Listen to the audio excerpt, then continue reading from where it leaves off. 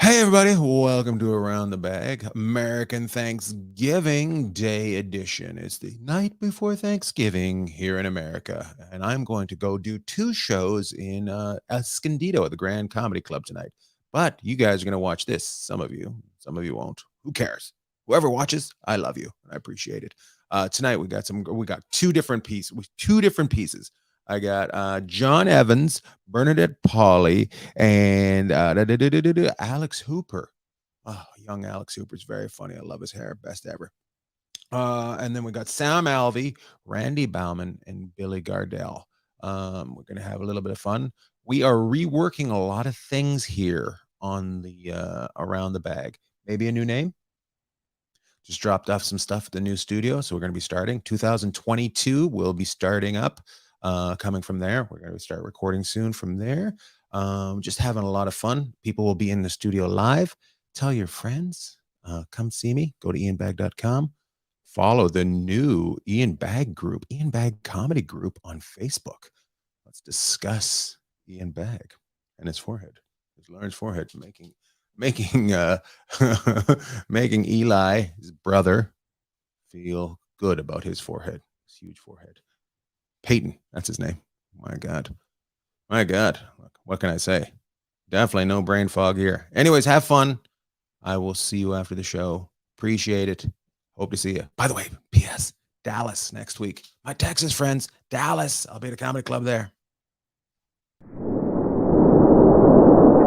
Around the Bag. I take a group of people, I ask them questions, and we become friends. Tell everybody all about you. Got out of the market with lemon juice, Philadelphia cream cheese. Question is, how do you like your eggs? The tighter the better. From your own daydreams and fantasies as well. Are you ready? Are you ready? Are you ready for Around the Bag? Bring in our guests now. Hello, Alex. Welcome to the show. Bernadette. I'm so glad to be here. Show. And John Evans, welcome to the show. Thank you so much for having me. You're welcome. Alex, tell everybody all about you. My name's Alex Hooper. I live in Los Angeles, and I actually wrote a book during the pandemic that you can buy called Roast Yourself to Happiness, A Comedian's Guide to Finding Joy by Embracing Your Flaws. So go to Amazon and go. I love it. Good for you, Alex, and very good enunciation. Thanks for being here. I'm very impressed by that. Somebody's teachers are very happy. Bernadette, tell everybody all about you. I am Bernadette Pauley. I have never written a book, but I talk about writing a book. I've been talking about it for years, but it never happened. I will be at the Borgata from August 8th through August 13th. Nice. Yeah. New Jersey, the Borgata. Atlantic City, baby. Atlantic City. It's back. Is Atlantic City in New Jersey? Yes. No, am I wrong? Yes. Atlantic City. Did you say it's back? Is that what you said? It's back. It's bad. Like gamblers were gambling throughout COVID. Nobody cares. Shootings, COVID. People are going to gamble. So come see a comedy show. They blame China, but I'm sure it started in Atlantic City. That place is just filthy. Oh my God. Well, thanks for being here, John. Tell everybody all about you. Hey, I'm a longtime stand-up comic. Brand new YouTube sensation. My YouTube. My YouTube show, Mid-Mod Money, is designed to show people how to flip vintage stuff for insane profits. And I do that every Monday on YouTube called Mid-Mod Money. And I've got a dry bar comedy special about to drop any day, they claim. Who cares about the comedy? You got that flipping things. People love that. You are going to be. Yeah, everybody thinks there's some kind of picker or a museum guy or something, you know? I bet you that's hilarious. We're going to have to tune into that, and that is great. Well, thanks for being here, everybody. Let's start up the show. Let's start it right now. How far in advance, when you go on a trip, how far in advance do you start packing? I'm annoyed because my wife's going someplace next week, and she's already started packing. And I'm fired up about it. Bernadette, how far in advance do you pack? I start the night before. Perfect. I pretend I will finish the night before, but I really finish the morning of. Good for you. And she's leaving that morning too. John, how far in advance do you pack? Well, I mean, any solid professional traveler likes to take the chaos out of the equation and be packed the night before, zippers up. You might leave out a toothbrush or something, but the night before is standard procedure for me. Night before, he thinks he's better than Bernadette right now. He finishes the night before, calling himself a seasoned traveler.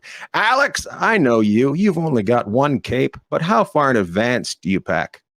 I am the night before for clothing and toiletries in the morning before I leave to make sure that I have all of that stuff taken care of before I get stopped by the TSA, of course. Very nice. I'm going to continue on because you guys brought that on. I'm going to ask another question for this section. What do you always forget? We all forget one thing every time. What do you always forget? Alex, we'll start with you because you finished last time. My notebook. My joke notebook that I need for the weekend, I will inherently forget every single time. And I'm saying this so I do not get on a plane tomorrow without it. You don't forget that. John, how about you? Well, it used to be phone charger, and then I bought a second phone charger that stays in the bag, never comes out. Very nice. Look at money bags, John Evans. Bernadette? He really has his act together. He's making me feel bad about myself. You look the phone disgusted in it. charger. The phone charger. I bought the second one, but I don't always have it in the bag. Now it's oftentimes an extra pair of sneakers or shoes. Oh. You know, because I always have my stage, whatever I'm going to wear on stage gets packed first because it's most. Oh, I forget pajamas all the time too. Oh, get ready, Borgata. Somebody's coming out there and they're sleeping naked. On her way, Borgata. What a town not to be naked in. My God. Chances are there's going to be a fire. You might want to buy some as soon as you get off the plane. I'm going to tell you that right now. I love it. I love it that you guys are all professionals, but you still forget things. That's awesome. Hey, here's my next question. If you could talk to the 12-year-old you, what would you tell him? What would you tell the 12-year-old you, Alex Hooper? I would probably tell him to hold on tight. The universe is not conspiring to try and enrage you at every single second. This too shall pass, I promise. Do you think you would have listened? No, of course. No, I would have been like, this is another example of the goddamn world trying to infect my psyche and take away my... Yeah, no way. Good for you getting mellowed out. Bernadette, what would you tell the 12-year-old self? I would say, Bernie, when you find a bra that you really like, buy 10 of them because you'll never find it again. Oh my God.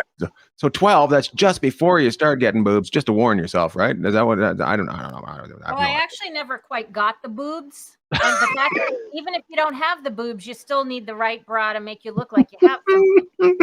So it works out. You got to let yourself know. You got to let yourself. If you find a bra with boobs, buy it. John, what would you have told yourself? I think I would have told myself that I would have sat myself down and said, you know, there's going to come a time in your life where you're going to have a child support hearing and your instinct is going to be to represent yourself. Do not do that. Walk in that room with a fully bonded lawyer in tow, because just because you say, hey, I'm a comedian, I don't make a lot of money, they don't fucking care. So, yeah, don't go that alone. I'm going to give you, I'd give him a business card of a lawyer in the future. Oh my God, I love it. It's like, see this man. I love it. We're all rewriting. We're all rewriting Back to the Future, and we're all going to have a great episode of our own. There's going to there's boobs, lawyer, and Alex. Calm down. I love it. That is good for you guys. You guys are all nice people. I'd love to know you guys when you were kids. It would have been fun. That would have been fun to know everybody. Would have been great times. Hey, is anybody watching the Olympics? Let's start out with you, Alex. I watched a little bit of the skateboarding highlights on YouTube. On YouTube. Oh my God, 12-year-olds. They're entertaining enough, you know. Yeah, I don't like judging skateboarding. Bernadette, you watching? I'm not watching. No, No? I don't have much interest in sports. I normally watched women's gymnastics, but I'm not. Yeah, that's a good one. Right now, yeah. Are you protesting? We're not watching? Are you protesting? Because I'm protesting. I'm not watching because that girl wasn't allowed to go because she smoked pot. Oh, are you really doing that? Yeah, I was, and then they did an interview with her, and on MSNBC, and she was at home. They did a Skype interview, and her fire alarm was going off the whole time because it was the battery was dead. And I was just like, no, can't go. So I can't. I'm just not watching because I don't trust anybody in the Olympics anymore. Wait, was John? it because the battery was dead, or because she was smoking while they were doing the interview? No, it was one of those. I seen this over the pandemic. It was one of those things where it just beeps every 2 minutes. You know that beep. And now I'm just like, oh, I never trust that person again. John, you've turned into an 8-ball. I don't know what you did, but are you still there? I don't know. Can you hear me?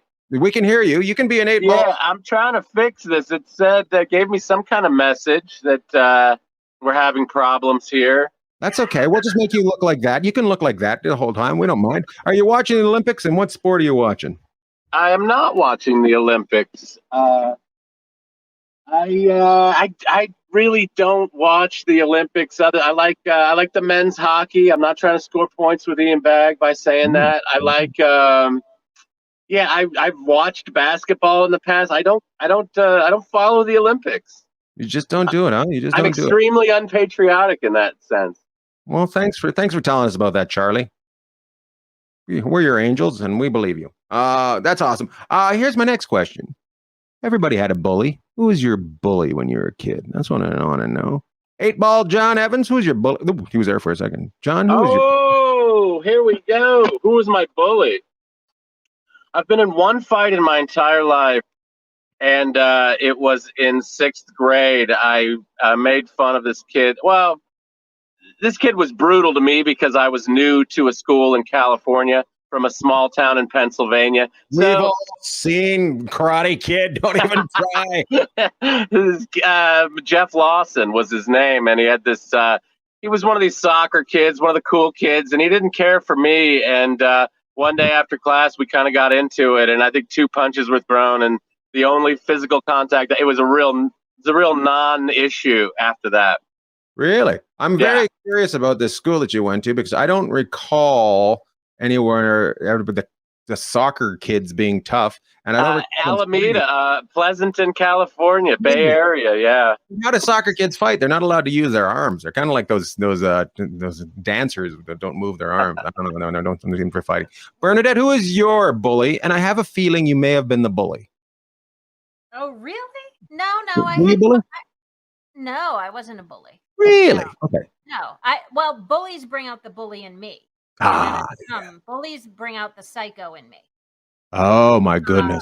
I've had a few bullies in my day, and a handful of them are dead, which is kind of cool.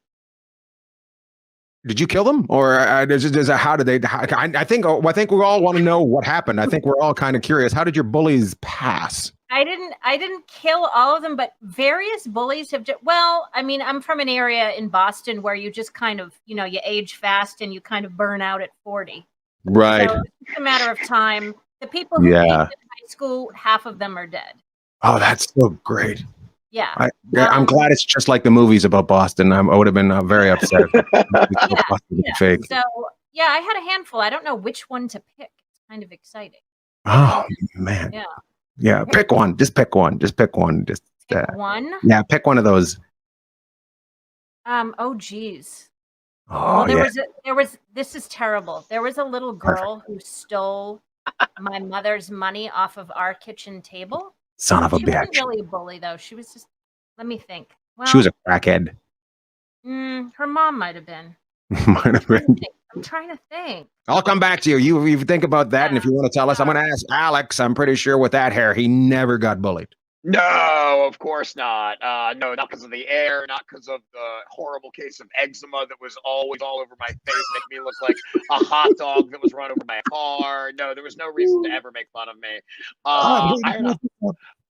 I had a high school bully named Tom Rockwell, and he was angry because he was a rich kid who wanted to be poor. He didn't like that he had everything handed to him, so he lashed out at everybody that he thought was, I guess, like that also had money, because he didn't want to be part of this thing. And I didn't have like a lot of money or anything, but most people, there were no poor kids in our school, so he had no one to yell at, so he yelled at me.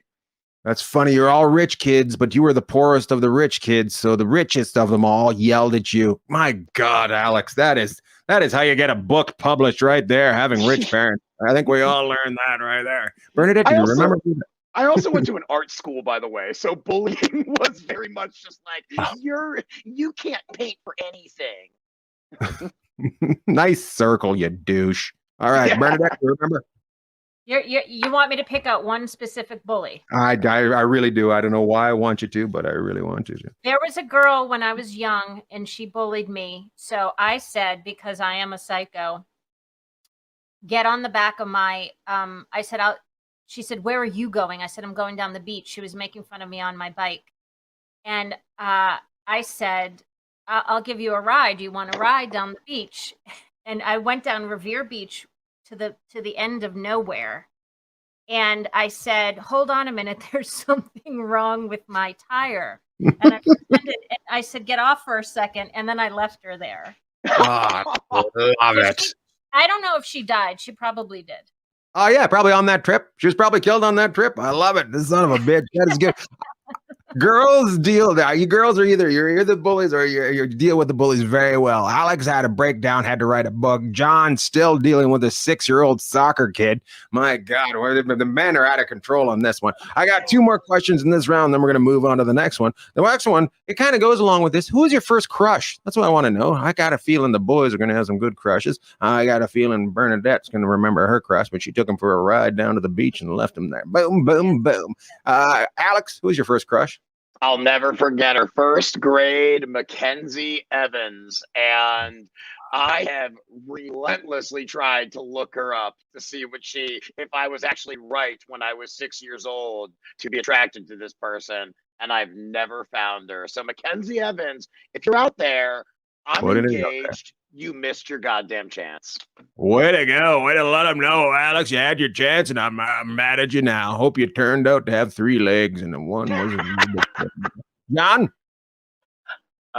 Katie Sinclair, second baseman on my Little League team, redheaded, athletic, very cute 5th grade girl who we ended up reconnecting later in life, and it started out really good and ended not so good. So it was that rare opportunity to say, I wonder what my first crush would be like now that we have all the naughty bits, and it did not happen. It happened, but then ultimately did not happen. Was that the girl you ended up in court with? No. All right, luckily it never got that far. Okay, just making sure. I just want to know. Bernadette, who was your first crush? Stephen Duggan. He was Stephen Duggan. That is a Duggan. Boston name. Yeah, he was small. I usually don't go for guys smaller than me, but it was first grade, and he sat behind me. He was smaller than you in the first grade? Yeah, and he didn't know I existed. You were tiny to begin with. How, was he a midget? Like, he must have been so tiny. It was crazy. Like, you're like 5'2" or something like that. I have no idea why I had a crush on him. He had these liquid blue eyes, and he was there we go. Quiet and shy. He must have had some damage. I'm attracted to damage. So man, you're been a damaged little boy. Damaged goods. She likes it. She likes to repair things. Last question of the round. What is on your list no matter what when you go to the grocery store? Sliced turkey in our house. We love the sliced turkey in our goddamn house, and it's always on the list. What is always on your list when you go to the grocery store? Bernadette, lover of tiny men. This sounds ridiculous, but it's the truth. Broccoli. I eat broccoli 6 times a week, maybe. I crave it. It's just weird. No, that's great. Yeah. A question for you. Do you like your broccoli? Do you cook it or do you like it raw? I'll take it anyway. Typically, I love it sauteed in garlic and olive oil. Oh. And I have garlic and olive oil like 8 times a week. So. Oh, you're never going to get gout. You're never going to get gout, Bernadette. Good for you. My God, we love turkey in our house. But John, what goes on your list? I would say shredded cheddar cheese. Versatile. Can work in a lot of different cooking arenas. I mean, that's just a staple. What's your brand? What's your brand you go with? I believe it's called Aldi. Aldi, I think. You got to try Tillamook. Try Tillamook. Oh yeah. Oh geez. Are you kidding me? God damn, it's They're good. Havarti. Oh, good stuff right there. Good talk. Hey, Bernadette, you should put some Havarti cheese onto your broccoli. That'd be good right there. Make a little bit of a sauce. My God. Alex, what do you always get when you go to the grocery store? Controversial, I know, but bananas. Yeah, I have an unwritten agreement with my two pugs that every part of our morning routine is we share a banana together. So I sit there and tear off little pieces and give it to them one by one while I eat my banana. And when I don't have one, they stare at me like I am the devil incarnate. So I have to have them always. My dad does the exact same thing, but with cereal. He has cornflakes and banana with the dog every morning. He makes the dog a little bowl of banana and cereal. My dad's goofy. You gotta get some. What's that? You have to share a banana with two dogs to keep them from going bad too fast. I mean, you almost need two animals to ensure that you're not going to waste 3 bananas. Yeah, like I thought you meant the dogs. When you said one, I thought you meant the dogs. Hey guys, that's the end of round 1. My shopping list ends right there. How great were John, Bernadette, and Alex? They are so funny, just funny comedians. Make sure you find them, follow them on their social medias. Coming up next, back in the deepness of COVID, we would do this show right from my living room. And Sam Alvey dropped by from UFC. He's a big fighter, strong man, champ. Sam Alvey, smiling all the time, great guy. He dropped by, as well as Randy Bauman, big star from Pittsburgh, DVE Morning Radio. And you may recognize this guy, Billy Gardell, back at the beginning of Around the Bagg. Hey, everybody, it's Ian Bagg from Around the Bagg. What a big show we got today. Hey, everybody, theme song time.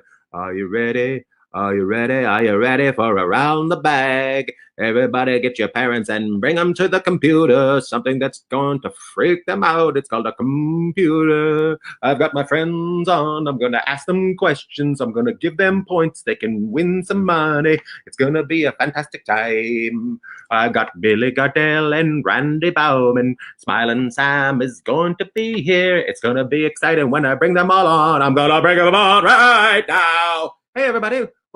Welcome, Randy Bauman, to the show. What's up, Ian? How are you? I'm good. I'm Billy Gardell. Welcome to the show.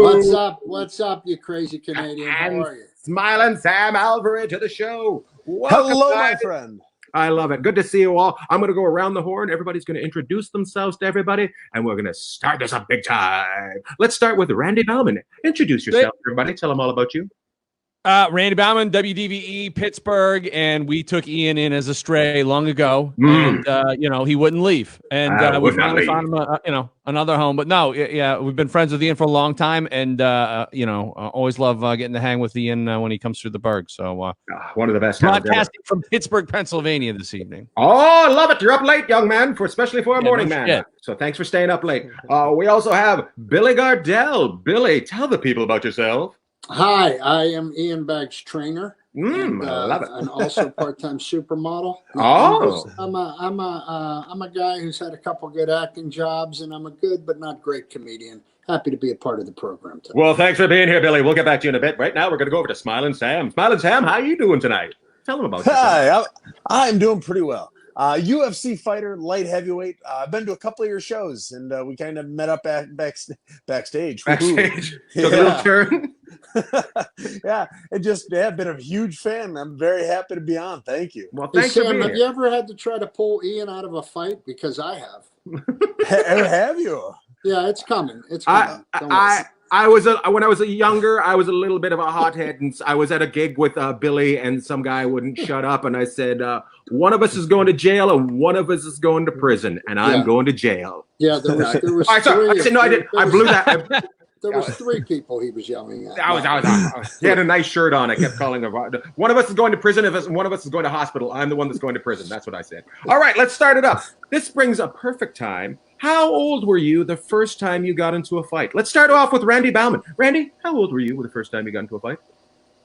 Wait a minute, say that again. I had like 3 feeds going because I was trying to share your the live feed. So go ahead. Oh my God, I can't believe you. Hey man, I'm trying to promote your brand. I'm trying to promote your brand. Sam, I'm Sam's gone. Randy, how old were you the first time you got into a fight? Well, with my brothers, does a brothers fight count? No, it's got to be a stranger. Oh, college, 19. Wow, impressive. Yeah. Smiling Sam, how old were you the first time you got into a fight? I was older than Randy. I was 21 was my first fight. 21, very 21, impressive. I was, yeah, and it was in a cage. It was in a cage.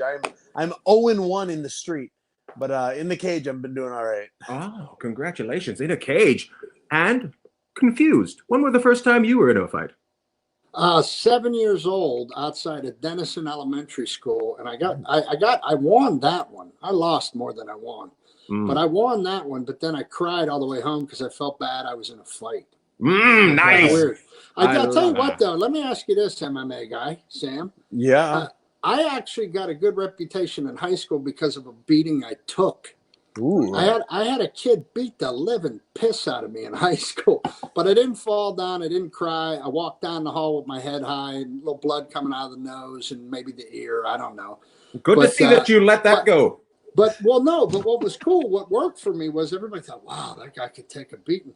But then the toughest guy in the school came looking for me. You know, like that weird kid who's already bit off a finger and bent. You say you're good at taking a beating. Like I was going to take his title, and I had to go, nah, bro, you're the guy. I want nothing to do with this. But the beating actually helped me by taking it. Does that work in your business? If you can take it? Yeah, they say kind of helps some though, people, right? Some people are the hammer, some people are the nail. There are people that make a career out of being the nail. Yeah, And, well, I guess I was more like a screw, but yeah. Nice. And points for that one. Points for the question. When was your first fight? 7 for Randy at 19. 21 for 21 at 21. 123 for confused that added questions on to his answer. Let's continue on. Is baseball just American cricket? Is baseball just American cricket? Confused? I know you've got an answer. Baseball is the last vestige of patience. See? Oh my God! Speaking of, somebody's got a home phone. Speaking of old times, my agent calling to tell me something else is canceled. Listen, baseball is the last vestige of patience. Shut up. So sorry, so unprofessional. Hello, it's just an answering machine's going to go off. Hello, it's Billy Gardell. I can't make it to the phone right now. These days, I do have an old-fashioned answering machine. I knew it. We'll hear whoever that is in a minute. But I think baseball's the last game that you have to watch the whole game. It's a chess game, and you're waiting for one moment. But a lot of people don't have the patience to wait for that one moment. There's that one moment that's going to happen. It's going to change or break the whole game open. Of course, I'm a Pirates fan, so I really have to wait on that moment, my friend. You know about moments if you're a Pirates fan. Randy Bauman, the question was, is baseball American cricket? You can answer however you feel, according to this game. No, cricket is European croquet. Oh. No, I'm pretty sure. Baseball is not an American version of any other sport. Baseball is the head of the tree, and everything else falls down from there. So baseball is not a version of anything else. Baseball is where it starts, and then all the copycats that come down. You know, like all those comedians who rip you off and make money across the country doing Ian Baggs act. Both of them. Exactly. Like those guys, like your baseball. And, somebody's all those fired up with an American flag behind them. Stealing your crowd skills are cricket and all that. You know, you can't say baseball is American version of anything else. Fucking way. Sam Mylan, Sam? Yeah, that'd be like saying apple pie is American version of, the cookie crumble thing they eat over in Britain. No, baseball is top of the tree, it is the biggest, best, baddest in the planet. I did not expect that. Oh, it is, especially with sports where you hit with a stick. Baseball is number one. All right, points for that one. 21 for confused that told us yes, baseball is the best. Randy Bauman -14 for bringing America into it. Smilin' Sam for just bringing up stick hitting gets 9. 9 for Smilin' Sam. If you could random score. If you could host, Billy, you get 1,000 points because you didn't blink when you talked. Well, that's round 4. I don't mind you bringing up the points, but that's round 4 that you can get 1,000 points. If you could host a reality show, what show would it be? A reality show, and you're the host. Smilin' Sam, what show would you host? I've always wanted to be a coach on The Ultimate Fighter. Yeah, so I don't know if that's a host or a coach, but I've always wanted to be that. So if ever the Ultimate Fighter comes back around, I'm going to be throwing my name in the hat. I love it. Ultimate Fire coach. Confused? What show that is a reality show would you like to host? None. It's been the death of art. Oh, Jesus Christ. Came just flying out of nowhere. Randy Bauman, what would you like to host as a reality show? Answer. I mean, a lot of people would say Survivor, but no fucking way. You got to go on vacation with a bunch of douchebags. Who wants to do that? You do not, and you don't. Yeah, but you don't have to chop. You think you'd be able to eat some of that food, but that never happens. They like spray it with lacquer and take a bunch of pictures of it. So there's no point in even doing that at all. Does Hoarders have a host? If Hoarders has a host, I want to be the host of Hoarders so I can see just how fucked up people really are and check out and see if I can get any deals from them, you know? Because sometimes they don't know what they got hoarded. If I hosted Survivor, people would just keep disappearing as we got hungrier. I'd come out of the jungle with a toothpick. Like, I ain't seen Fred. I thought he went for water. I don't know. You're all wrong. 0 points for everybody. The actual answer was cops. You wanted to host cops. Cops. That would have been for 1,000 points, which Billy told you about earlier, and nobody got it. 0, 0, and 0 around the board. Well, everybody, that was a Thanksgiving Day special. I will be doing lots of experiments from here until probably February 2022 when we rebrand the whole bag thing. So thank you for listening, watching, rate, like, and review. Go to ianbag.com for all your Ian Bag needs. What's my thanks for? I am thankful for you guys. I really am. So they say concentrate on the people that pay attention to you. So thank you for paying attention to me. And my mom and dad, they're nice too. They tune in every week. All right, guys, have a good turkey day.